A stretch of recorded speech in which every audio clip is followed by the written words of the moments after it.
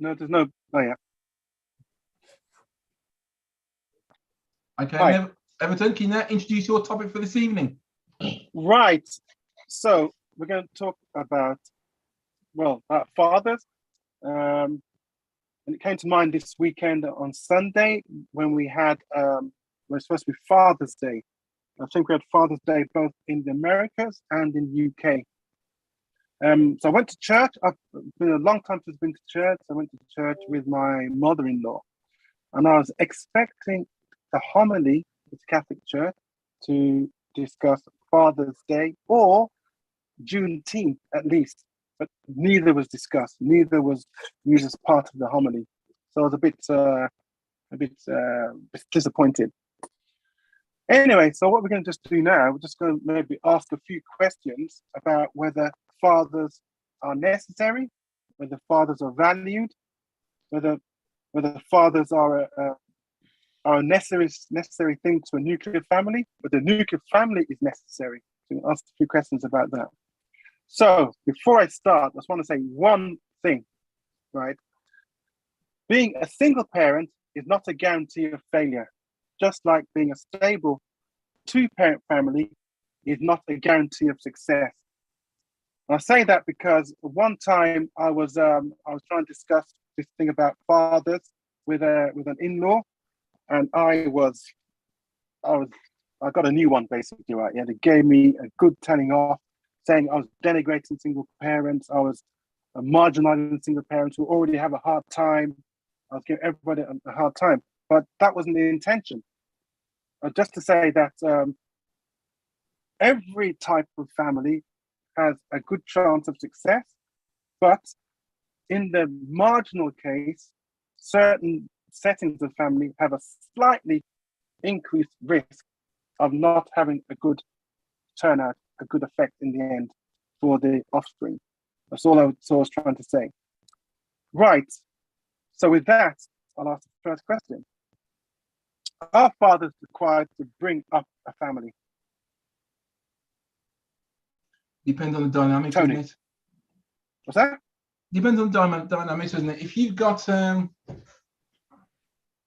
now, are we talking about? You talk about single parent family, yeah? No. Talking about, first of all, let's talk about our fathers necessary. Are fathers necessary? Right. Yeah. I think they are necessary. I think if you have both sons and daughters, if it's still a nuclear family, then the daughter will understand how relationships work between men and women. I believe that if it's a nuclear family and they're together, the first love for that young lady should be the father, because they will then have a yardstick to measure themselves by, so long as he keeps a good standard, so that when they go out in the world later on, they know what they're looking for. So they haven't got to keep jumping from person to person to person to person to person. They can actually vet the man they hopefully will settle down with, based upon hopefully the good characteristics of the father. If you have a son, then the son will learn respect for women from the father. If it's a nuclear family, they will respect discipline. They will know when to measure and apply discipline when required when they get older. So I think it's very, very necessary. And even if the father is not in the life, then it's very important for them to have a good connection with the dad, so that they will still have that. It's not nuclear anymore. It's a split atom, isn't it now? But the thing is, though, they've still got a decent relationship with that person outside, so it doesn't look as bad if there's a breakup. That's important. But there are many factors that will stop that from happening. I'm sure we'll discuss that later. Okay. Neville? I think ideally, obviously, you'd want both the parents to be around. I think a father is obviously important, because the mother can provide so much, and the father, the reality is both of them should be working together to help bring up the child.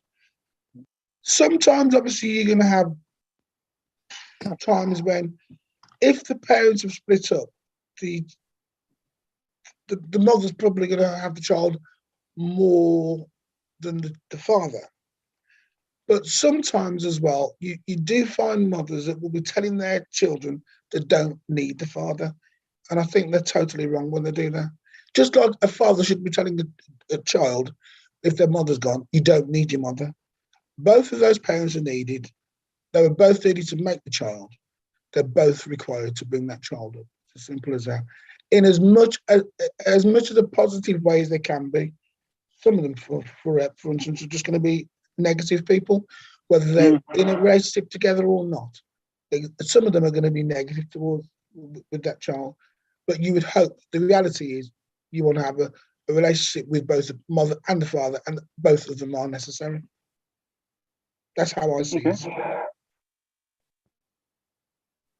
Janet, anything to say? My view is that for me, it's about defining what a father is, because I think, fathers can be a biological father, but I think as long as children have positive role models, and whether that could be, in when we say families these days, they come in different shapes and forms now in terms of families. So as long as there are positive role models, and whether that's a positive, that could be an uncle that someone looks up to, it could be a brother, it doesn't have to be a biological father.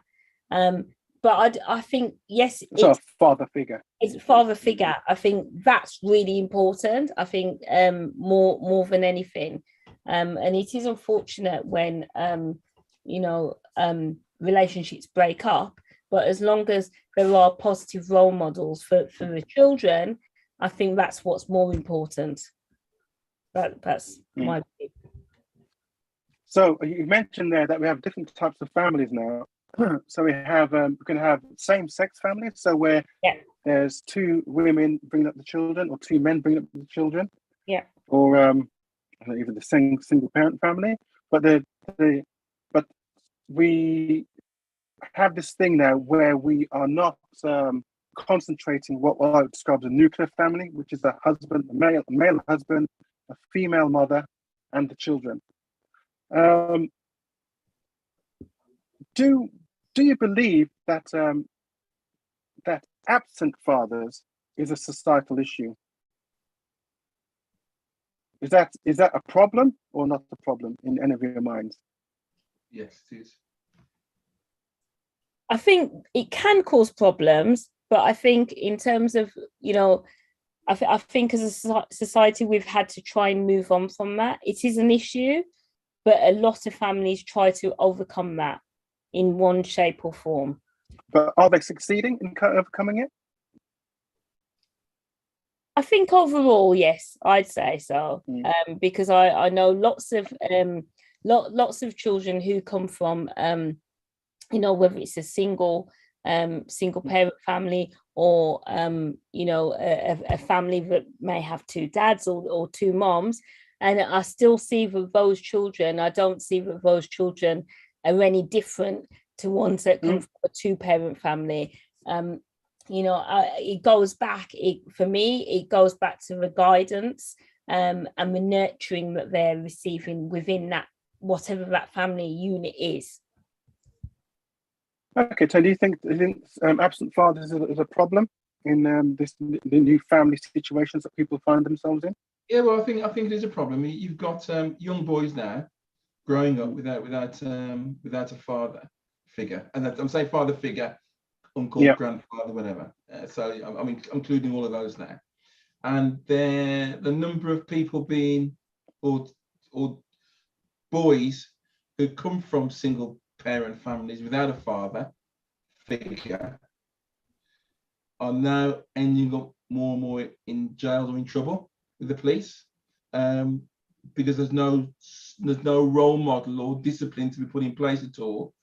The mother may struggle bringing up a boy, which is a bit more difficult than bringing up a young girl, and there's no real disciplinary guidance on how to conduct themselves if they fall out the remit of what can be controlled within that household. And they did studies, haven't they, now, where they've actually shown that there is actually a correlation between absent fathers. Let's say, for example, an absent father goes to move to another family, that family has other children, and they are not seeing their first child or first family child as often as possible. The child then compares and has jealousy syndrome with the other family, and they go off the rails a bit. But there's nothing the mother can do about it. That's the emotional thing, then, isn't it? Yeah. You know, that's difficult to solve then. So it's important that the absent father should be seeing the child, because otherwise it can cause some psychological damage to that child and affect them in the future. So, but don't you think? And it also affects women as well, the young girls as well. Yeah. And sometimes it can be worse in young women, because they've proven that with girls, there is a greater chance of promiscuity, because what they're trying to do is get a father figure, someone who loves them, but they associate the sex with love, which isn't right. That's what I said about the but the husband problem being the first love, the dad being the first love. Yeah. So the problem is that the problem is that what we've seen is that it's mostly boys have the problem. Yeah. Well, the most the most high visibility issues of boys. Girls tend to cope better. Yes, there may be a high instance of promiscuity, but the boys tend to lash out. I don't know. They tend to have a more visible manifestation of the problem. Of a problem. Neville, anything?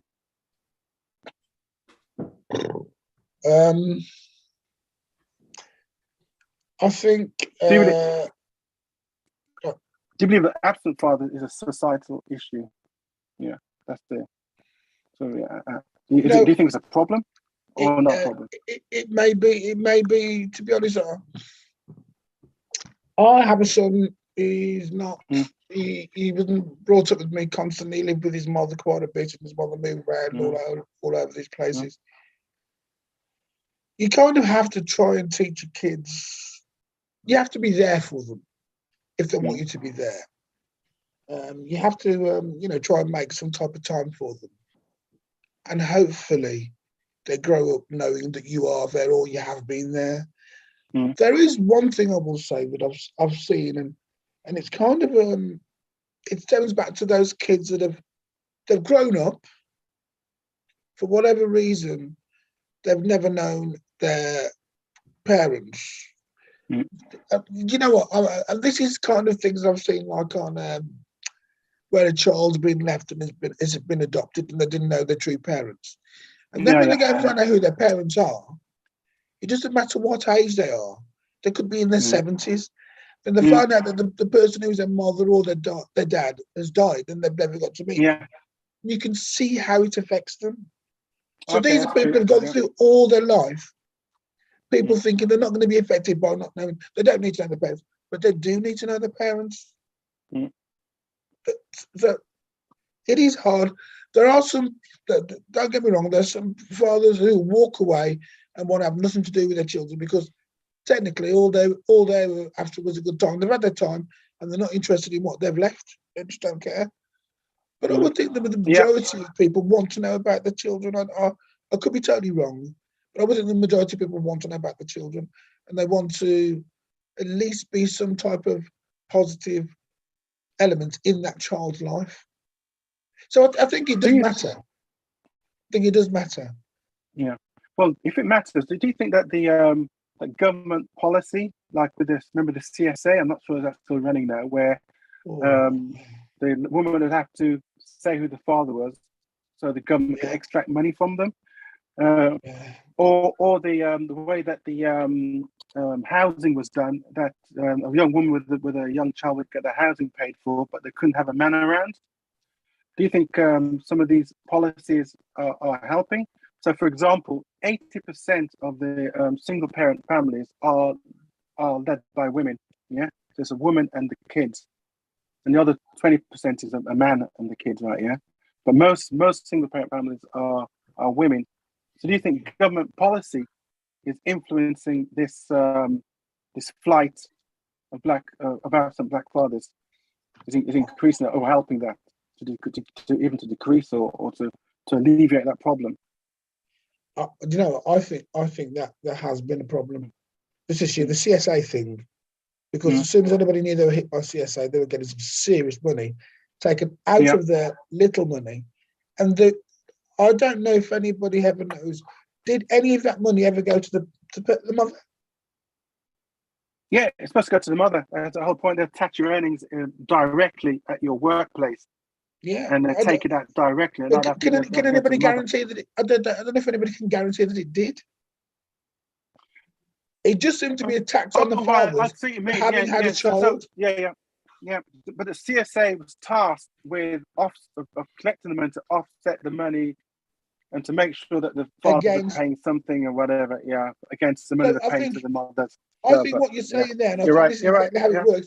I think it was to offset the money that they're paying out already. So you give us that money back. Yeah, and you have to pay for the organisation as well. They pay for the CSA organisation, right. And they collect the money, and they expect to do something. So that's right. I don't think it ever worked. I don't think it ever went to the parents. I don't think it ever bettered the family of the child and that mother. Yeah, probably. Yeah, and that to me is wrong, well. Because to me that almost stems right back to. It's a long way to go, but if it goes back to almost like slavery, when they would take the child off the mother, they split up the family by sending the father to this place and sending the mother to that place, and have the child and do whatever they wanted with the child. It's almost like a continuation of the same thing.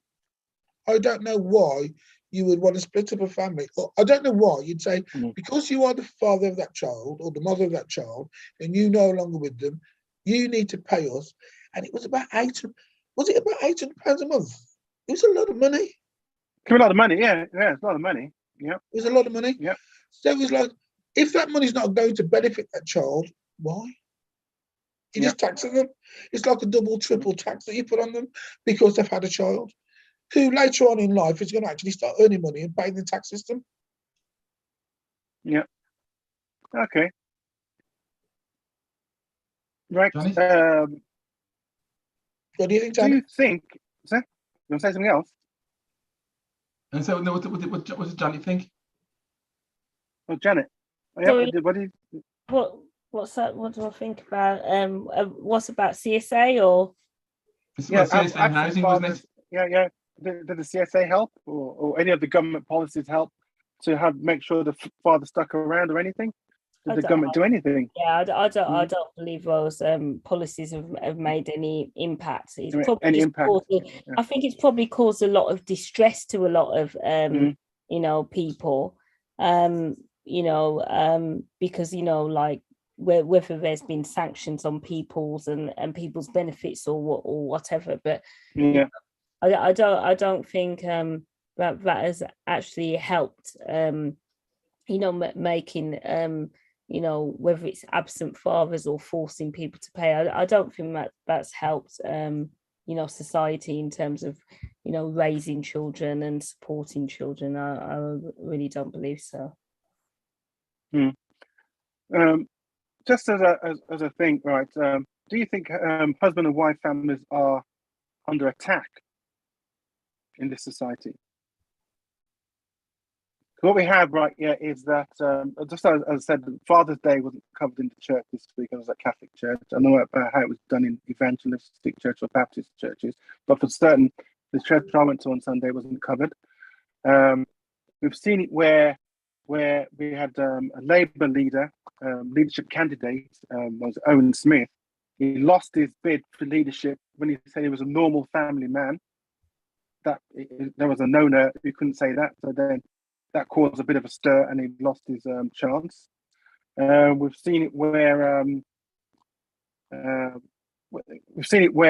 you're not allowed to say normal family or normal family anymore, right? You're not allowed to say that anymore.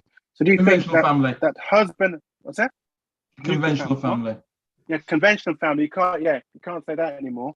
But so do you think that the husband and wife setup of a family has been sort of, what's the word, not promoted by any government, Conservative or Labour or Lib Dems or anybody? I don't think any party really says that a conventional family or traditional family is taboo anymore. You know, as is the norm, that they're all inclusive now, aren't they? But if you have two fathers raising a daughter, or two fathers raising, or two mothers raising,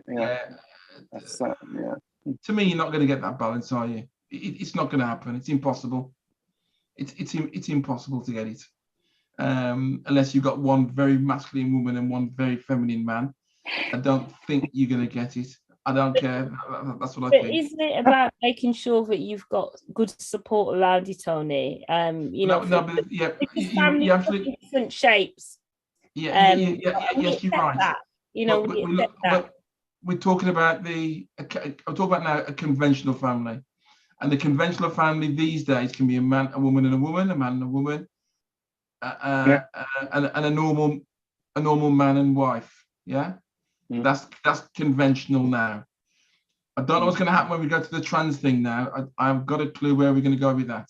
I just haven't got a clue, because don't forget, as parents, we influence our children. Now, as an example, Madonna took her backside all the way to what was it, Malawi? Is it? Yeah, Malawi, I think. Yeah. Took out that poor black child. Yeah. And look what's happened to him now. She's raising him on his own. Now, at the end of the day, if he wants to wear a red Adidas top and high heel shoes, you go, boy. But would things have been different? That's what I'd like to know. Would things have been completely different? You know what? I think I'm going to say what I don't know if most of you did, but I think a lot of us are going to be thinking this. People keep pandering too much to all these wannabes. Just because you're a woman and you're a woman, and you're a man and you're a man, what you've actually negotiated there between yourselves is that you cannot have any children. Right. Now, the fact that you want to use somebody to get you pregnant or to have a child on your behalf is whatever, people do. But the reality is, you're then trying to replicate what a standard family looks like by being the mother and the father to a child where you are both the same sex. I personally think it's wrong. No, it's not wrong. No, I think it's wrong. I don't think it doesn't work. So if it doesn't work, it's not right. I think if you know that you're in love with a man, and you know that all your interactions with a man, you can try every single little place you want to put that, it's never going to produce a child. Never. If it produces a child, I'll be a manager, we'll make some serious money, and we'll put that kid on the stage. It's never going to happen. Yeah, but I think it's just wrong. I mean, that's. I have to say, I think that's a very, it's outdated. It's very outdated. I hate what you're doing to people. It's very outdated. But you know what? I saw a video the other day. Somebody saying, going off at somebody on a bus to a bus driver or something. He said he was calling them all the black names in the sun. Said, and then he finished the sentence with, "You'll never be white." And the reality is, if that person is a trans white person, in his own eyes, he is. You need to stop all this thinking, pandering to people's stupidity. I've seen a black girl, on an American show, telling people that she sees herself as white. She's black. You're clearly black. The trans thing is just wrong. Yeah, that's why we've got this thing at the moment with trans people in sport. It started with swimming and cycling, and the ones that have turned female have got more power than the ones that are standard female. But they don't think it's right that they should be excluded. Of course they should. Well, as an aside there, Neville. But Janet, as an aside, very quickly, It just goes to show that men are even better at being women than women are. But carry on. That's a joke, Johnny. That's a joke, Johnny. It's just, you know, the reality is, it was an experiment that some people decided to go with, but it doesn't work. But Janet, let's not say one thing though. And I get you. That saying it's outdated, right? So maybe Neville shouldn't say that. The problem is, just as Neville was talking about the trans issue, right? Yeah, a lot of the women, born women, were afraid to speak out against the trans women competitors. They're afraid to speak out because of they could lose their position totally in the sport, they'd be banned. So they were very afraid to speak out, and there was a lot of pressure to remain silent. But a few of them did speak out, and now, like Sharon Davis, for example, even though she's no longer a competitor, she spoke out, and we've seen what's happened now. FINA have now changed the rules slightly, but we should never have been in a position where women shouldn't have been able to debate and say what they felt about the situation. We shouldn't have been in that situation, but we were. Yeah, for a couple of, maybe 4 years, we were in that situation. Yeah, but they weren't allowed to discuss it. So for this question, even though you might say that Neville is outdated, they may say, well, that's how people do it. How people say it. It's, we had this thing with Will Smith's wife, Jada Pinkett Smith, where she was very articulate, but she's very rich. And as I said before, some of these stars have a different lifestyle, and they indulge themselves. So whatever they want to do, if they want to live as two men bring up a child, like Madonna, two women bring up a child, or a single woman bring up a child, yeah, they can do that, yeah, because they have the resources available to do that. But that then reflects on the rest of us who may not have the same resources and opportunities to try and emulate and make that a normal thing. I'm just looking at something now, and it says the pink paper is going about the number. It says the number of same-sex couple families up by 50%, and it went from like 150,000. Was it? Where is it? Yeah, it went from 152,000 families to 200,000, no, to 232,000 families, and there are 19 million families in the UK. Yeah, so the same-sex families are a tiny proportion, but you wouldn't think that the way we're speaking. Yeah. In any other thing we're talking about, if I was saying only 1% of something is something, the other 99% is normal case. Yeah, but we're not allowed to say that anymore. Or the conventional case, 99%, we can't say that anymore. Yeah, because we're looking for this all-inclusive way of saying all families are valued. Yeah, but all we can really ask for is that everyone has equal dignity, equal respect, equal access to whatever help the government has, irrespective of whether they're same-sex couples or heterosexual couples.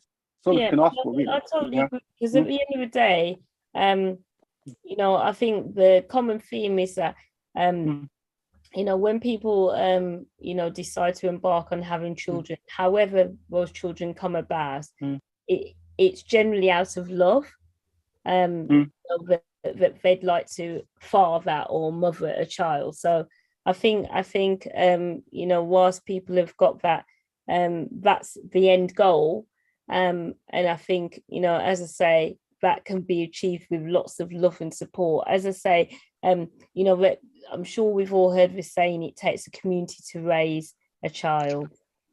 You know. Yeah, is that a true thing though? Is it a nuclear family or the village bringing up the child? Yeah, well, which is the thing. It depends on you know, today there's not as much society and community, but you know, if I can go back to you know, the Windrush generation, that was very much the theme, and that was very much true. That you know, if a child was out playing, and you know, they could be scolded by you know, a a neighbor, or a neighbor, and it'd be older person, completely acceptable because that person's in the community, but obviously community has changed as we know it from back from generation. But is it possible to have the village raising your children, especially now that the village seems to be against, as it were, the village? I mean, like what kids are taught at school, what the kids are taught at church, even what the kids are taught in various community situations. Is it possible still to have that not intrusion, but that overlap between parents of a nuclear family or parents of any sort of family and the community? I think it's possible still. Probably in reality a lot less, because obviously now we've got things like safeguarding that we need to be aware of. There's very more clearer boundaries about interaction with children. So it's probably we've probably moved away a lot from that whole kind of ethos that it takes a village to raise a child. I think we've moved away a lot from that in terms of where society's going. But because me personally, right? I just think, and a lot of people are saying their family is literally they're like what's the word? Hunkered down. They're defending against all sorts of things from outside. Yeah. I know personally that when I have my wife and the kids, we're always trying to counter what they're bringing into the house. Yeah, they come from school, university, and they've been bringing some new thing, especially about gender politics. Yeah, I'm saying, okay, it's fair enough, but my point of view is that everyone should be respected and have dignity and be seen equally against everything, right? Yeah, in every situation. But what you're telling me now is that that's not the case. I need to rebalance my whole thought pattern to emphasize something which is only a small percentage of the population. Yeah, so at least I get to put that to my kids still. Yeah, as a grown adults, they're adults now. So I'm pushing back and saying I don't agree with that fully, but here's my point of view. But it's getting worse and worse now that a lot of families they're not as articulate maybe as I am, so they're running into a lot of problems between their kids, their 20-year-old kids and themselves. Yeah, so the village is sort of countermanding whatever the family values are trying to put down. So I'm a bit wary of this village thing. Yeah, myself personally. Yeah. Is that what you think, Tony? Do you think that the village is a good thing? I think if you're living in a purely black community, well, if you're talking about black people, whatever, or any community, I'm talking about at the moment, I'm talking about everybody. Any community. Everyone's okay. Because everyone's affected by. Yeah. Everyone's affected by fatherless and single parents. But for that to exist, everyone's got to be cooperating, haven't they? It just doesn't happen. Yeah. Doesn't happen at all. Everyone has different ideas. So what can we do? Yeah. All ideas aren't seen as equal. Yeah, but the things are you can have that. But the things are the point is, if no one else is cooperating with each other, then it's not going to work. It's not going to work at all. The classic one is has everyone heard of Dr. Umar Johnson? Yeah. You advocate for that? So Umar Johnson is she was on TV a lot lately. That one. The one from America, the Pan-African. Oh right, the one who Kevin Samuels from. Huh? Building the school. He's building a Pan-African school in America, isn't he? Yeah. Describe it.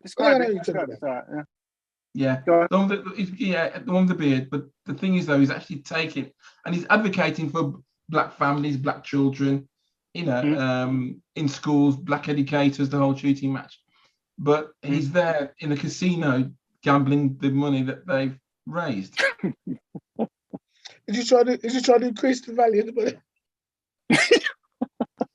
don't know. They've stopped it. Yes. They've stopped him from raising money.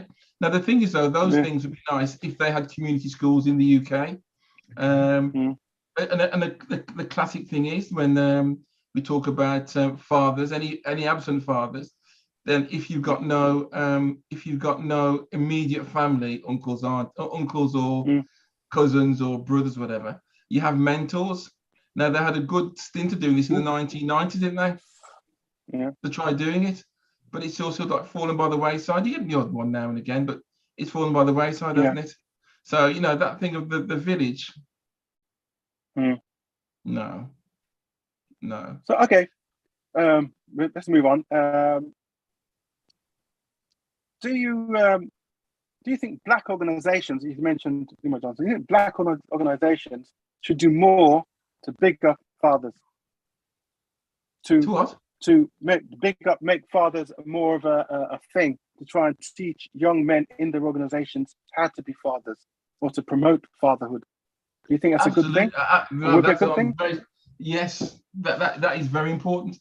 And there's a couple of things they need to look at. To become a good father, you have to have a good wife, and vice versa. Obviously, the wife is. Yeah.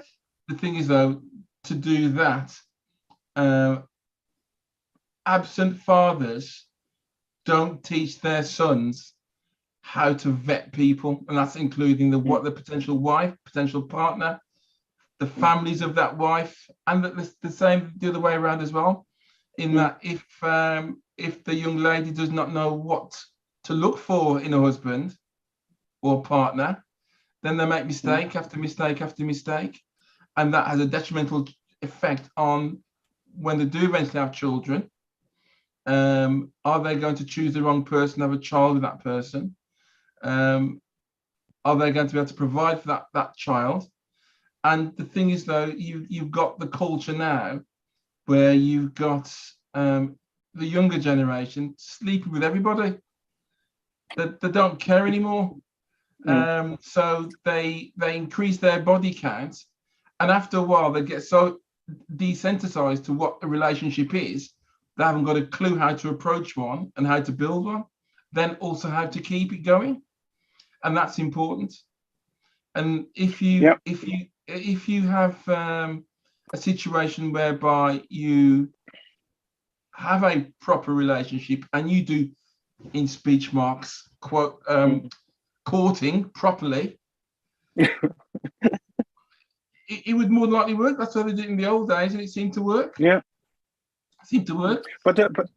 But do you think this is part of the modernization of being up to date? People don't want that. Everything's a lot faster now.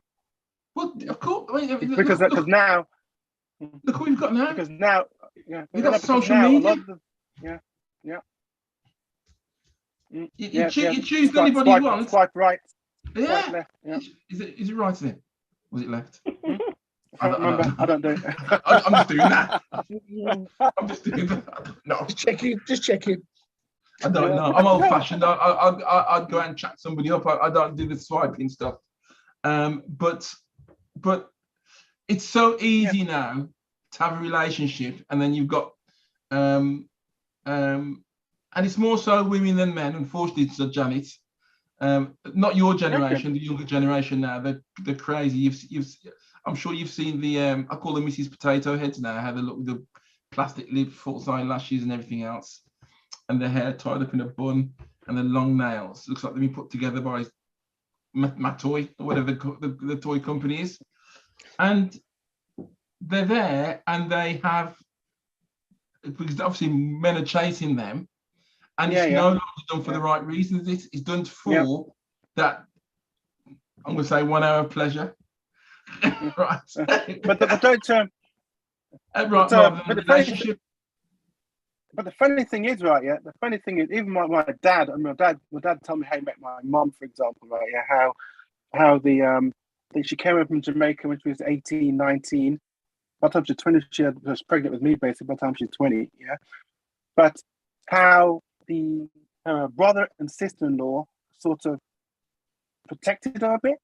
So this guy's interested in you, but they sort of stayed in the way a bit to make sure that this guy, this wolf, my dad, wasn't taking advantage of the backyard girl from the village. Yeah. Yeah, right? but he's being vetted, which is right. Yeah, he's been vetted. Yeah. But do you think some of this is due to no one's reading the Bible anymore? I don't know how many of you guys went to church when you're younger. I'm sure all your parents went to church. I'm sure of that. But did you go to church? Are you going to church now? Do you start going back now or not, or whatever? I don't think that's I don't think the church has a role to play, or the Bible has. Not even the church. The Bible has a role to play. Do you know? I'll be honest. The older I've got, or morals, ethics, or old-fashioned morals and ethics. The older I've got and watch what people do under the guise of religion makes me step further away from it.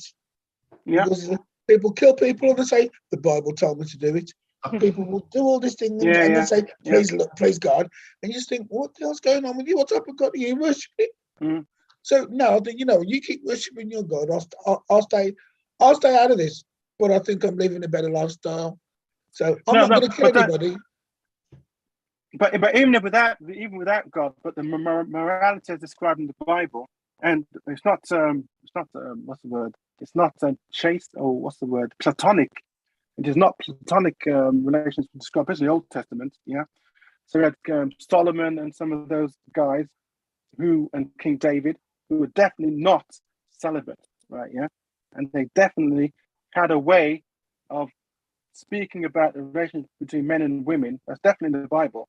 So it's not about, I don't know how to describe it, how this English Church of England see it. It's not like that at all. Yeah, but it's a more robust if you go back to the Bible, and they use the Bible in that context, in those days, the Bible was social media. I suppose it was. That was the main. And a lot of people have gone to church to meet people.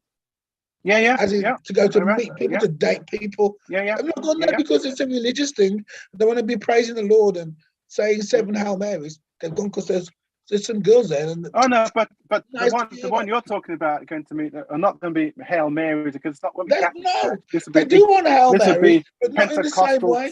Seventh-day Adventists, Jehovah's Witness, all this sort of thing. So it's not going to be Catholic church. I'll tell you that for nothing. Right? To me, honestly, unfortunately, religion. Most of the wars that we've fought have been fought under some type of religion. It's kind of so basically, negative. Right, so basically, I've asked 2 questions there, right? Yeah, about the black organisations promoting fatherhood, then about the church promoting fatherhood and the nuclear family, right? Yeah, and as far as what we just heard just now, none of these organisations want to do it or doing it properly. The church isn't doing it, and the government definitely isn't doing it. So, who's going to change the situation for this? For fathers, to make fathers be a bigger thing again. So, almost for certain, when a guy gets to 30, all of a sudden, he wants to be a father. He wants to be a family man. Yeah, it's fed up running around. So a lot of guys get 30, but they've lost the habit. They haven't got that habit anymore. They've got some sort of, as you said, swipe right, swipe left type of lifestyle. But they're now 30 and now they're ready. They see the value of having a family, but it's too late. So who's going to promote that? Who is promoting that lifestyle of a father, of a nuclear family, or any sort of family? But that goes back to what we're saying in terms of it's about having positive role models. Once children have those role models, I think that's a good grounding for when they get older. So you're saying that we don't need to have a nuclear family or anything, because all you need is the role models in the environment. Absolutely, because it depends. But I think it's preferable to have a nuclear family. It's preferable. Preferable, but not necessary. Not necessary. Circumstances will change that, won't they? But don't you think millions of years of evolution have constructed that? So again? Millions of years of evolution has constructed a nuclear family. It's a man and a woman, or a man and several women, or whatever, and the children. Do you think evolution has constructed it that way? It's been that way for millions of years. It's been like that from time. Nothing's changed. I know. That's what I mean. Like we say, that's not necessarily compulsory, right? Yeah. But evolution. But if you want to be liberal, Mm. If you want to be liberal, yeah, you want to be then liberal. it's not compulsory or You know, necessary. no, Okay, no. you know, and the way that we're going now, we've got Elton John. Yeah, yeah. We got that. But What's that woman? That woman on that used to be on BBC News, the sportswoman, did all the sports. She's on Channel 4 now. I can't remember her name. They've got a child now, 2 women together. So it's seen to be more accepting now. And to be fair, I haven't got a problem with it. My problem is the raising of the child. That's my only problem of setting standards. No, my problem is not the raising of the child. My problem is that we have to say that a nuclear family is not conventional. It's not normal. That's my problem. I don't mind anything else. If they can do what they want, but when you start to force people to say that's not normal, it's not conventional, that's going to be a problem. That's 99% of the families on Earth, maybe more than 99% of families on Earth is that way. Do you know what? I can't say. Yeah. There comes a day of reality when that parent, the same parent, same sex parent, have to talk to that child about how babies are made. What are they going to say to them? How are you made? Am I yours? Am I? No. How are they going to say it happens? I'm sure many parents have those conversations. Anyway, there's a meme out for it now, isn't there? Many parents I'm having problems discussing about the birds and the bees and the bees and the bees and the birds and the birds. Oh yeah. The birds and the birds. Yeah. In schools as well. In schools, as part of the curriculum, they have a lesson called PHSE. And PHSE. They discuss a range. Believe me, I mean, my son but came home today. But right, yeah, that has changed. I remember when my daughters did it, right? Yeah, they did they had take home a baby. It was a girls' school, so they took home a little Tamagotchi baby type thing. Yeah. They had to look after it and all that sort of thing. It was a girls' school, so it's quite different. But for certain, they were talking about that baby. You're going to have that baby with a boy, right? Yeah, right. Now, 6 years later, that is no longer the case. Yeah, 6 years that's no longer the case. When you're 13-year-old in PSE, it's a different thing now. Yeah, it's it'd be talking about same-sex relationship, how the kids were brought about, the birth control part of it will include abortion. Yeah, and all that sort of thing. So it's a different animal. I think there's a big issue with it coming from school, and this is why. If schools are telling them that male and female can produce a child, they are basically advertising it. When the percentage of people that we know do it is very, very small, they're putting it to a wider audience, and it shouldn't be. Those kids shouldn't be taught about it. Oh, they should be taught about it at a certain age, when they're maybe 13, 14, 15. When they're old enough to know, but the conventional system, a male and a female get together, and they get. I know. Yeah, it's about what's age appropriate, isn't it? You know, age appropriate. There's ways that you can explain different things to children who are at different stages and different ages. You know, they're very ways and means. Okay, I agree with that. But we're de-emphasizing the role of man and a woman as the family nucleus in favor of the alternative lifestyles. So, for example, in this Toy Story, everyone's got a bit controversial because it's got the lesbian kissing. What? The Buzz Lightyear thing. The Buzz Lightyear. Buzz Lightyear. So they've got a controversial at the moment. A few countries have banned it from their country, but if you look at the percentage of those families and the percentage of people in that lifestyle that we have, the whole push is outscaling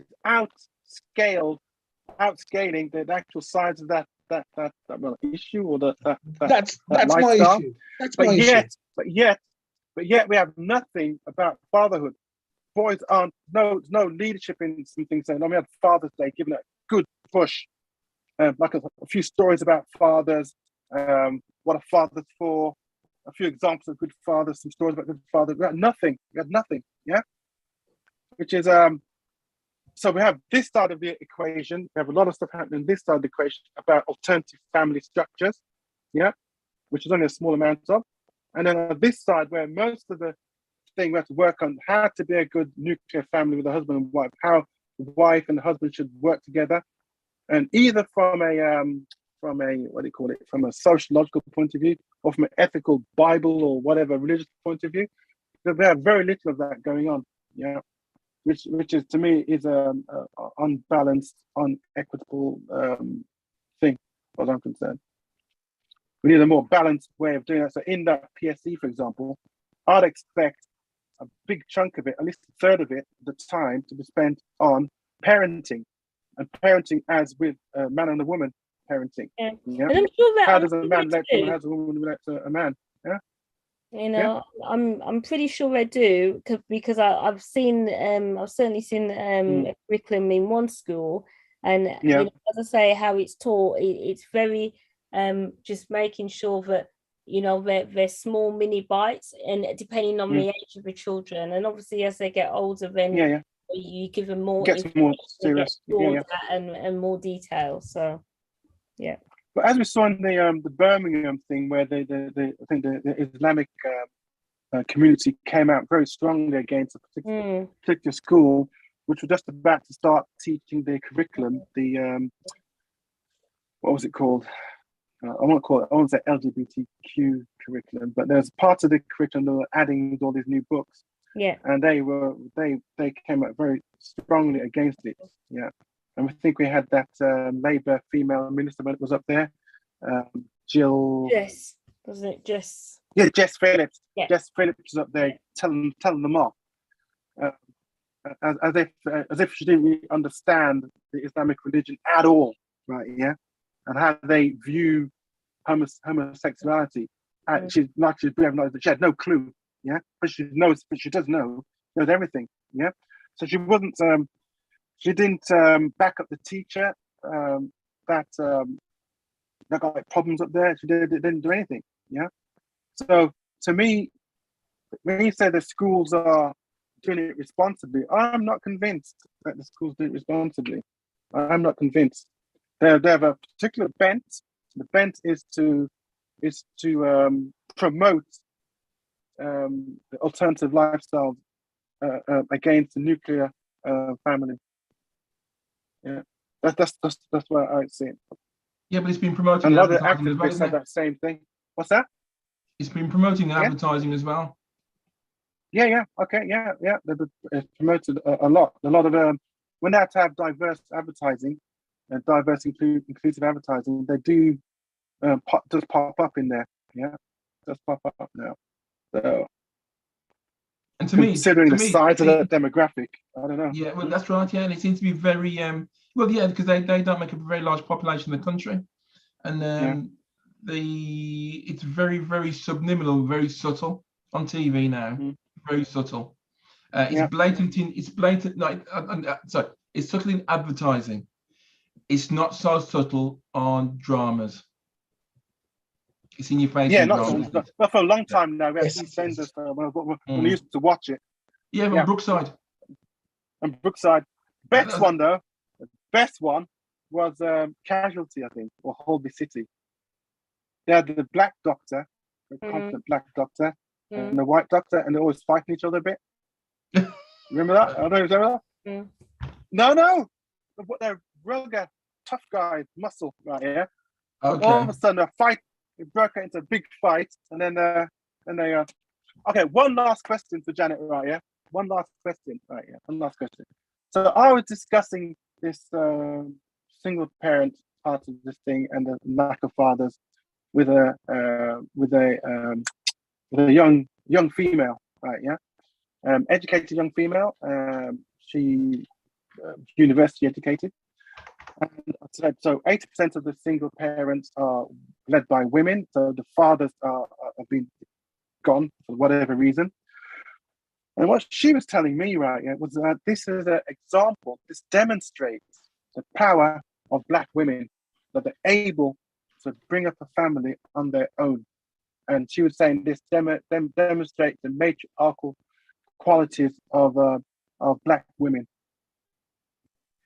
Is this a thing you recognise, that especially in the Black community, when it comes to single parent families, that the Black women are strong and able to lead and control their family and bring them into success or whatever?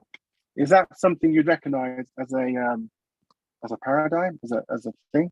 Right? I mean, the matriarchy. Matriarchy, yeah, matriarchy. Is that a thing? Especially for Black women in this question, especially for Black women. You know, obviously I can't speak for everyone, but you know, as a Black you're woman, you're a strong Black woman. She's not a strong Black woman, she's a strong Black woman. No, as a Black woman, yeah, I have to step up, you know, and I am raising a male, a son on my own.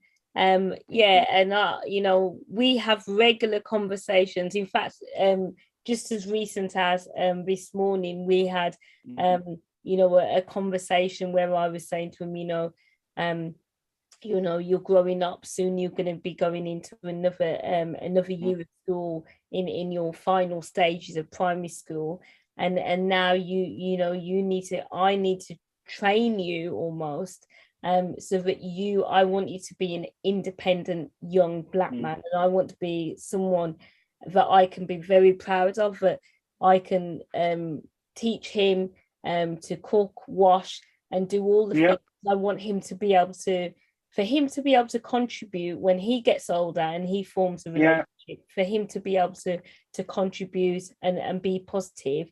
You know, and I do that with the support of lots of positive role models, you know, of different nationalities. But I think that's really important for me. I will be very proud if my son is able to do those things and multitask. If he's able to be able to cook, wash, and clean for himself without thinking that he needs a woman to do that for him, I will be very proud. So that's So what if I told you that the person that told me this was an Asian person, which is how can I put it right? Asians have the lowest divorce rate. They have the lowest absent fathers. They have the lowest number of children in single parent families. But yet she was trying to tell me that it's okay for the Black community to have a larger number of single parent families, especially led by women, because Black women are super. Well, the thing is that I wouldn't want people to think that it's standard in the Black community to have absent fathers, because that's absolutely so not the truth. And I do know that there are a number of people that do believe that is the case. But on the whole, you know, Black men are positive role models. And even if, you know, at the end of the day, sometimes for whatever reason, a relationship breaks up. I'm still on. Still on. Go on. You know, a relationship breaks up, and you know, I think sometimes there is a bit of a stigma, you know, when you are a Black woman, single parent, you know, that there is a bit of stigma there. However, you know, would the same approach be applied to, you know, a middle class white person, woman that's been divorced, you know, and separated from her husband? So, you know, I do think we get a hard press from time to time, but you know, I think for all single mothers, all we want to do is raise our children in a solid, good grounding way, so that they can then go forward and make their own choices in life. Okay, you know, just as an aside, I'll just read this out for you. There's a study done by the NatSen Thomas Coram Research Unit in the University of East Anglia, was drawn up to picture which dads were more likely to live away from their children, and they found that they were more likely to be white British compared to an Asian ethnic group, a black ethnic group compared with a white British ethnic group. So that puts it on the bottom. Okay, that's why the word is. Have a lower level of educational attainment, not being paid work, belong to the lowest socio-economic group, rent a property rather than owning outright or with a mortgage, have married or cohabited 3 times or more. What was negative about that?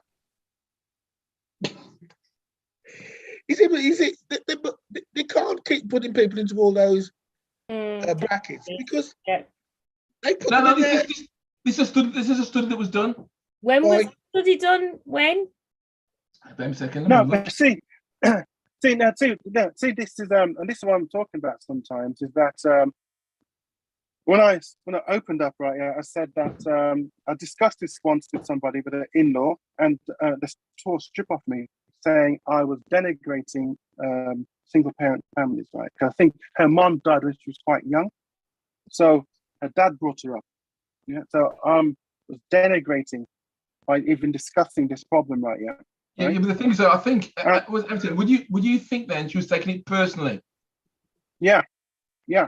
Rather than looking at the facts and the figures. Yeah, exactly. But facts from where? As I said at the beginning, right? Yeah, being a single is no guarantee of failure, right? It's just like being in a 2-parent family, no guarantee of success. It's exactly the same way. Yeah, this is a balance of risk, and I mean, just like taking the poke, the COVID jab, right? It's what decreases your risk of dying. It doesn't make it mean 0. Yeah, it just decreases it by a few percent. Yeah, but it doesn't mean it's 0. Yeah, it's still a risk of dying from COVID. Yeah, whether you like it or not. So this is exactly in the same way. Yeah, and so for example, as Tony was saying, there are certain studies that show that the percentage of absent fathers in the black community is more than in the white community, which is more than in the Asian community. Yeah, and then you look at other things and you say, does it correlate? Yes or no? It does correlate with crime and other negative outcomes. So, is there a correlation? Yes or no? And then what problem I was getting was that people saying you can't say that, and so where'd that data come from? And they spend a lot of time trying to knock that idea over in favor of different idea, that it wasn't due to that, it was due to other forms of racism or whatever, and this was not part of the equation.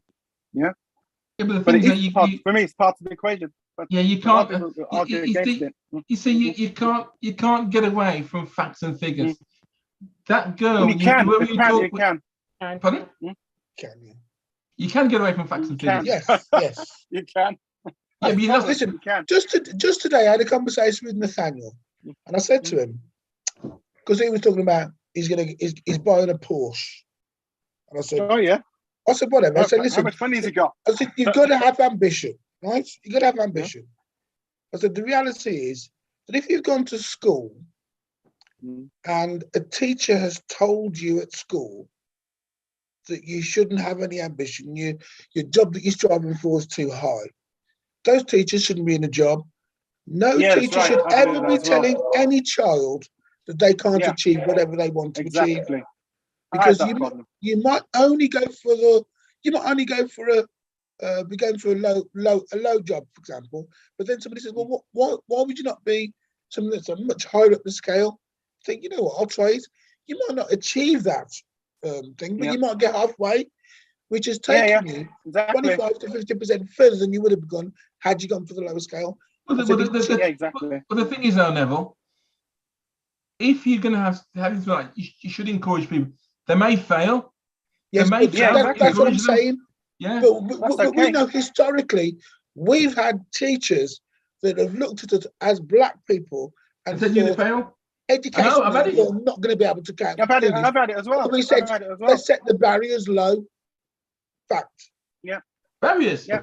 I've had that as well. The barriers weren't moving. And if it wasn't for my parents, saying, no matter what they say, you do what you think. That's right. If you as parents, go after it, As parents, we have to be attuned to it, and we have to step up and say, you can do anything you want to. If you want to be a lawyer, if you want to be a designer, if you want to be a plane. Neville, you've got to put in provisos there because you've got to do the work. Yes, you can't tell somebody.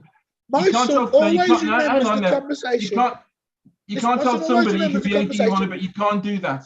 Listen to me. My son always remembers the conversation he had when he went to the secondary school. And he said to me, they're going to be laughing at me because of my uniform. I said, Nathaniel, we don't care about them laughing at you because of your uniform. You're going to school for an education. If you come out with friends, that's a bonus. Yeah. And he remembers that conversation. Exactly. You got to get their mind working properly. Yeah. It's not about what anybody else thinks. You need to want to achieve the best that you can be. That's right, yeah. But have you seen, Neville, right, yeah? A lot of schools don't like that anymore, right, yeah? Even like the Catholic schools, which I used to think were really good, are not like that anymore.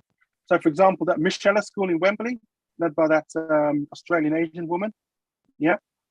She says, right, for example, when you cross the threshold into the school, everything outside the school is no longer exists. If you're poor outside, you're not poor inside. If you're rich outside the school, you're not rich inside the school. Yeah? When you cross the threshold to school, all the people, you're all competing and working and as a teamwork and whatever in the equalized school. Yeah? And equalized, yeah. And for example, she says all the people before on the first day of school, right? It's not up to your parents to give you a pen and paper to send you to school in the morning or get a uniform in the morning. It's not up to your parents. You can't say my mom didn't iron my shirt or my mom didn't iron my pen. It's up to you from day one. It's up to you. When you come to school, you're all on the same grounding. They give you your pencil and paper.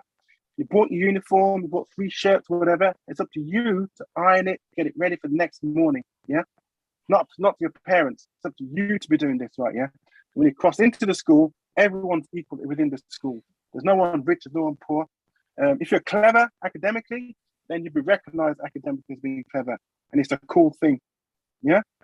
And so everybody has to go through that. But that's not how most schools are now.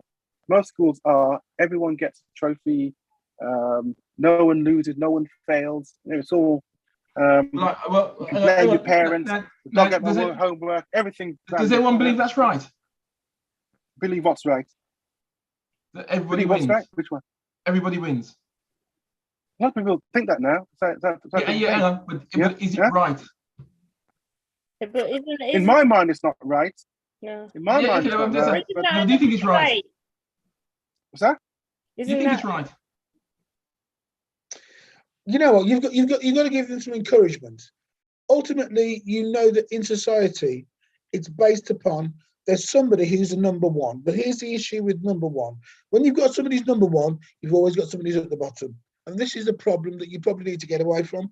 What you need to do is you want all the people at the bottom to be as good as the person at the top. So that is really what you want to be going for.